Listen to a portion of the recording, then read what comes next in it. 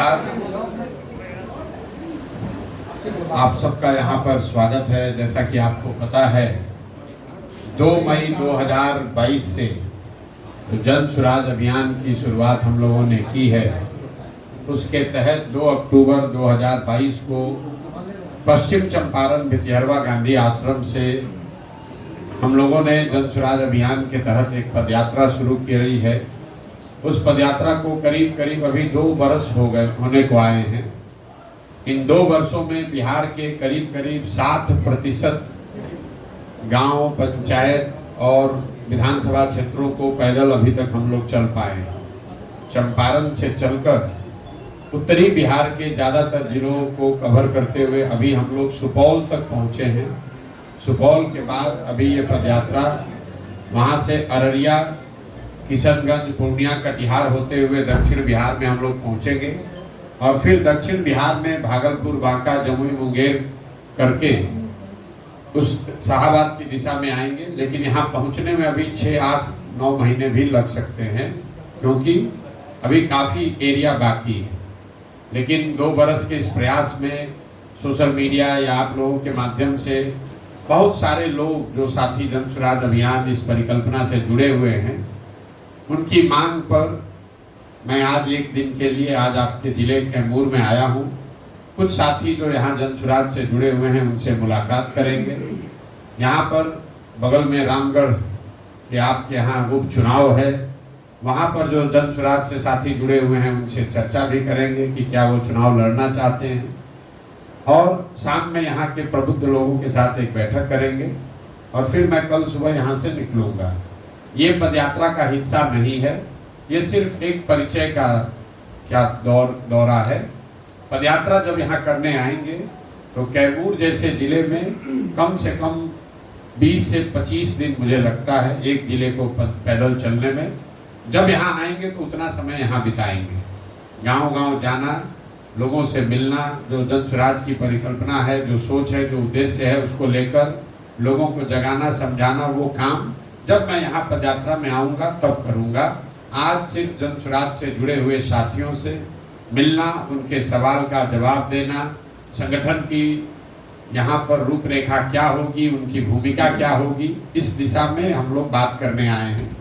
आज की यात्रा का एक उद्देश्य ये भी है कि चूँकि जन सुराज परिवार से जुड़े हुए लाखों लोगों ने मिलकर ये निर्णय ले लिया है कि 2 अक्टूबर 2024 को जन सुराज अभियान के माध्यम से जुड़े हुए लोग मिलकर एक नया राजनीतिक दल बना रहे हैं।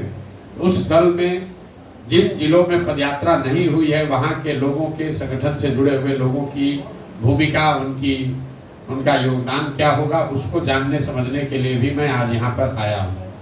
आपके प्रश्न मैं लूँगा।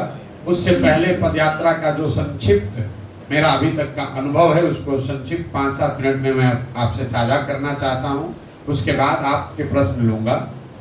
पूरी पदयात्रा में 2 बरस करीब 5,500 गाँवों में पैदल चलने के बाद मेरा अपना मानना है कि बिहार में 3 जो सबसे बड़ी समस्या लोग बता रहे हैं।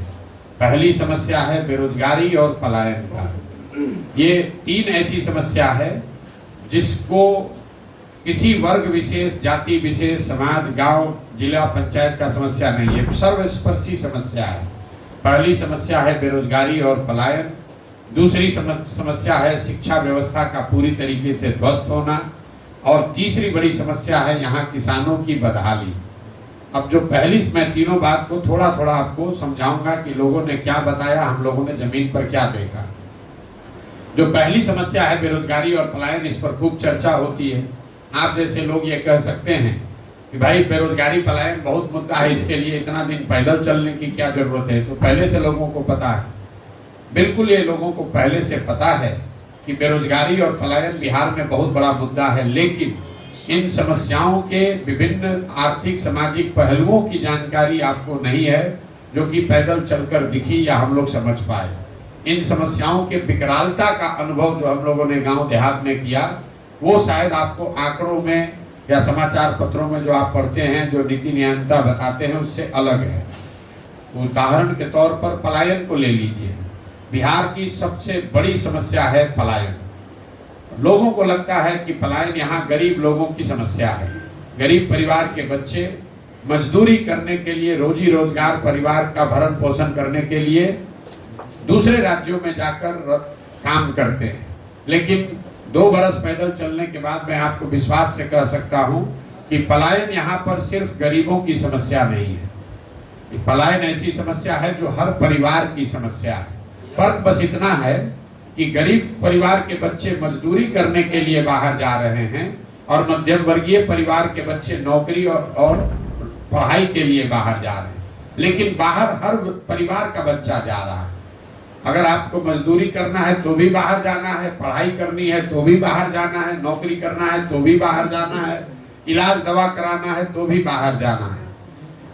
पलायन का असर ये है, दशकों से चलने वाले इस पलायन की वजह से लोगों के, समाज के मन में परिवार की परिकल्पना ही धीरे धीरे खत्म हो गई है।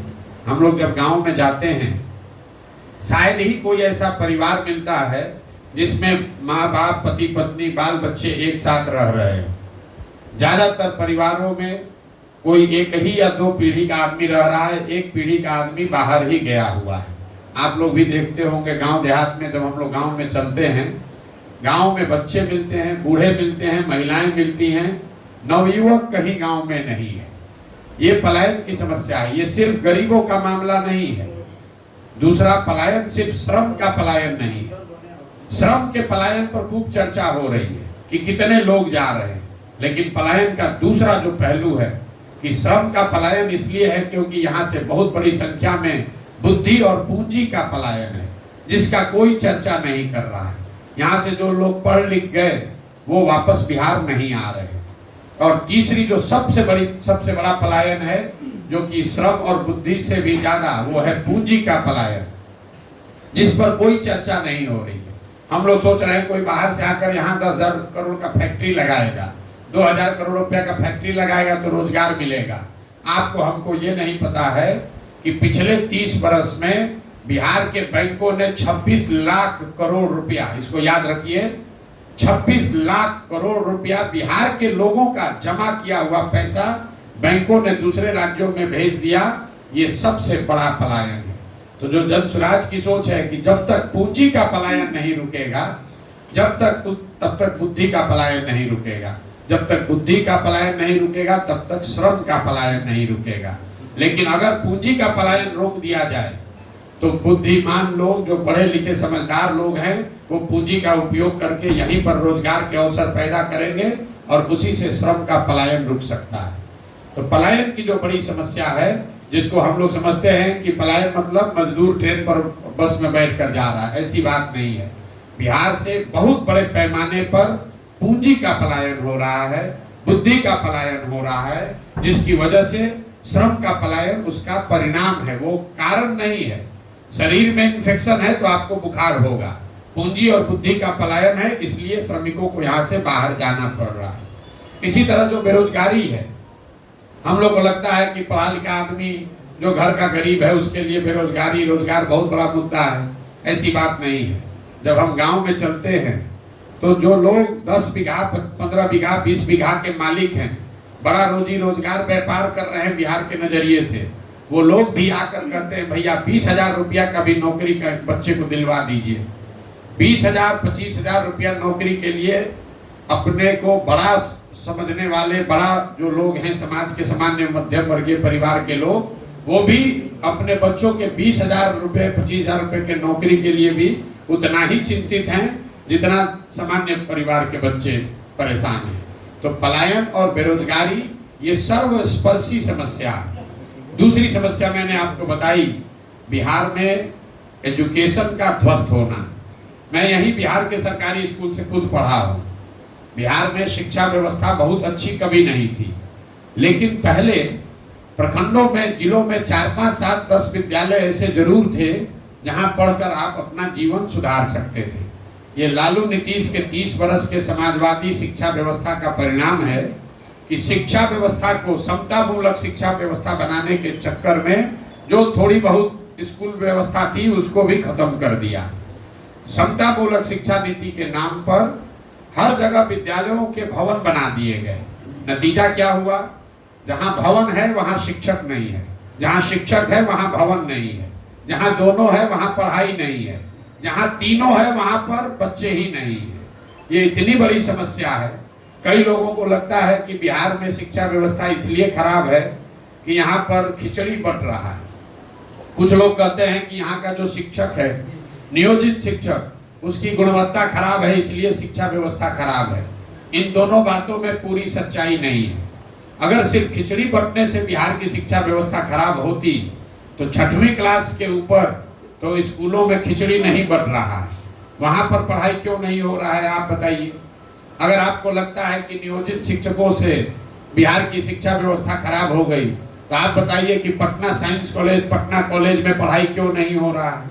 वहां पर तो नियोजित शिक्षक नहीं है, वहां पर तो प्रोफेसर लेक्चरर लोग हैं, वहां पर पढ़ाई क्यों नहीं हो रही है। तो बिहार में शिक्षा व्यवस्था के ध्वस्त होने के पीछे जो मूल कारण है वो है समाज और सरकार। इसको याद रखिए, मैं सिर्फ सरकार को नहीं कह रहा हूं, समाज और सरकार दोनों की प्राथमिकता में शिक्षा कहीं है ही नहीं। गांव में आपके स्कूल में साइकिल का पैसा नहीं आया, खिचड़ी अच्छी नहीं बटी, पोशाक का, किताब का पैसा नहीं मिला तो जाकर आप हेडमास्टर से मारामारी करने को तैयार हैं। लेकिन उसी विद्यालय में गणित का शिक्षक नहीं है, पढ़ाई नहीं हो रही है, तो उसके लिए कोई परिवार जाकर अपने बच्चे के पढ़ाई की बात नहीं कर रहा है। इसी तरीके से सरकार के लिए भी जो शिक्षक और शिक्षण संस्थान हैं वो पढ़ाई का जरिया नहीं है। उनके जरिए शराबबंदी का काम कराया जा रहा है, कभी उनको स्वच्छता मिशन में लगा दिया, कभी उनसे राशन कार्ड बंटवा रहे हैं, कभी उनसे वोटर लिस्ट बनवा रहे हैं। शिक्षकों से वो सारा काम कराया जा रहा है जिसका शिक्षा से कोई सरोकार नहीं है।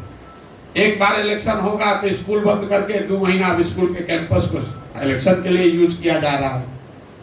तो कहीं ना कहीं समाज और सरकार दोनों की प्राथमिकता में शिक्षा है ही नहीं। मैं बार बार कहता हूं कि जब नीतीश कुमार के 18-19 साल के शासनकाल का जब इतिहास लिखा जाएगा तो एक पढ़े लिखे व्यक्ति के रहते हुए बिहार में शिक्षा व्यवस्था के ध्वस्त होने को उनके जीवन शासन काल का सबसे बड़ा काला अध्याय बताया जाएगा। ऐसा क्यों? ऐसा इसलिए कि कल होकर एक अच्छी सरकार आ जाए, नीतीश कुमार हट जाए, कोई अच्छी सरकार आ जाए, संभव है कि रोड टूटा हुआ है वो बन जाएगा, नहर में पानी नहीं है वो आ सकता है, लोगों को रोजगार मिल सकता है। लेकिन जो 2 पीढ़ी के लोग इस ध्वस्त शिक्षा व्यवस्था से पढ़कर निकल गए, अब अगर एक अच्छी सरकार आ भी जाए तो भी अब उनका जीवन सुधरने वाला नहीं है। उनको पूरे जीवन हर हालत में शिक्षित समाज के पीछे ही चलना पड़ेगा। बेरोजगारी, पलायन और शिक्षा के बाद जो तीसरा सबसे बड़ा समस्या दिख रहा है वो है यहाँ के किसानों की बदहाली। बिहार में जो किसान है वो देश के सबसे गरीब किसानों में है। इसका मूल कारण क्या है? इसके मूल कारण 3 हैं जो हम लोगों ने जमीन पर देखा। सबसे बड़ा कारण है कि बिहार में आजादी के बाद बिहार देश के एकमात्र वैसे बड़े राज्यों में है जहां भूमि सुधार को लेकर कोई काम, कोई प्रयास नहीं किया गया है। पूरा जो भूमि सुधार राजस्व का विभाग है वो अंचलाधिकारियों, उनके साथ जुड़े हुए 1-2 कर्मचारी और 5-7 अटर्नी जो विशुद्ध तौर पर दलाल हैं, इन्हीं के कंधों पर पूरी भूमि की यहाँ व्यवस्था है। नतीजा क्या है?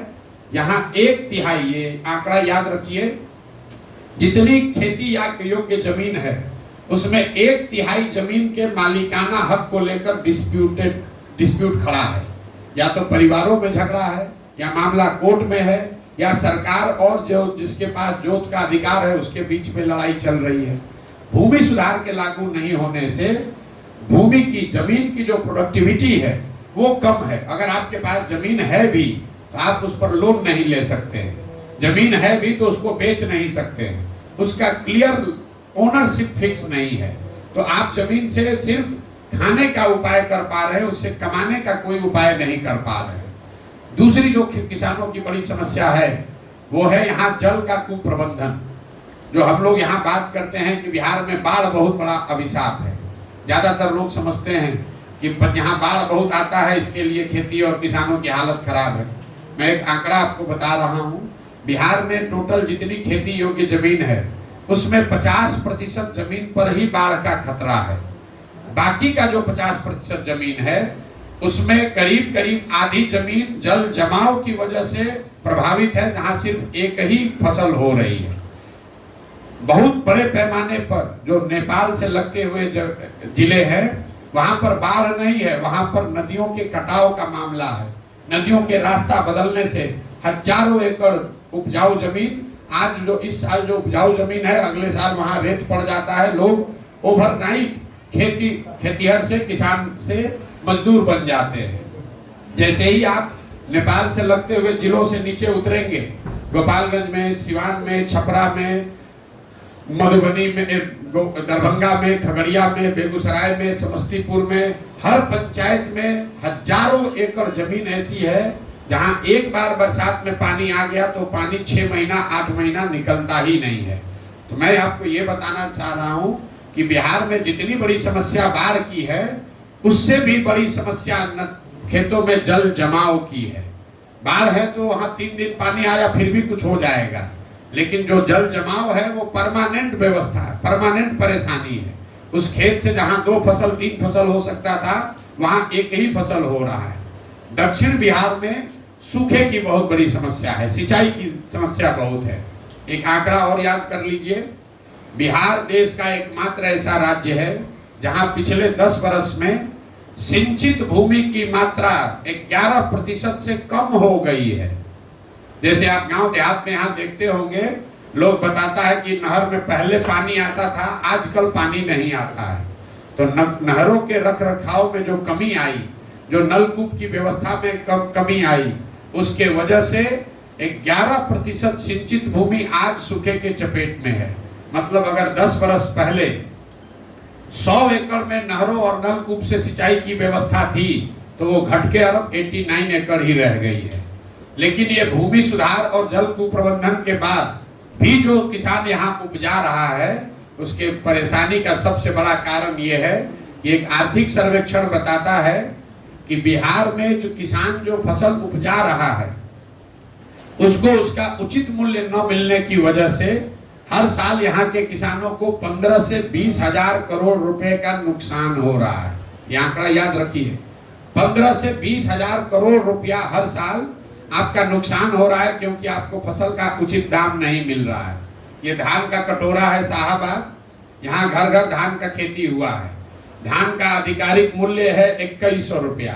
यहाँ कोई ऐसा किसान नहीं होगा जो 1500, 1600, 1700 से ज्यादा में धान बेचा है। हम लोग यहाँ बैठ के बात करते हैं कि पंजाब में किसान, हरियाणा में किसान बड़ा धनी है। तो एक आंकड़ा फिर याद रखिए, पिछले 10 वर्ष में पंजाब में 70% धान और 75% गेहूं सरकारी समर्थन मूल्य पर खरीदा बेचा गया है। बिहार में ये पैक्स की जो व्यवस्था है, ये सारी व्यवस्था मिलाकर सिर्फ 13% धान ही यहाँ सरकारी मूल्य पर खरीदा गया है पिछले 10 वर्ष में, और 1% गेहूं सरकारी समर्थन मूल्य पर खरीदा गया है। गेहूं में चूंकि मार्केट का रेट ज्यादा है इसलिए उतनी परेशानी नहीं है, लेकिन धान यहाँ पर औसतन 30 से 40% कम दाम पर आप बेच रहे हैं। यही हाल गन्ना का है, यही हाल मकई का है, यही हाल सब्जियों का है। कुल मिला जुलाकर भूमि सुधार का न लागू होना, जल की कुप्रबंधन, जल संसाधन जो विभाग है उसके द्वारा की जो कुप्रबंधन है, और किसानों को उचित फसल का दाम न मिलने की वजह से बिहार में किसानों की बहुत बड़ी बदहाली है। ये 3 जो समस्या है, मैं बाकी समस्या नहीं बता रहा हूँ कि रोड कहाँ खराब है, कि बिजली का बिल ज्यादा आ रहा है, कि क्या हो रहा है। ये समस्या है जो हर जिले, हर प्रखंड, हर वर्ग के लोग बता रहे हैं। बेरोजगारी, पलायन, शिक्षा और किसानों की बदहाली, ये सबसे बड़ी समस्या के तौर पर लोगों ने अभी तक बताया।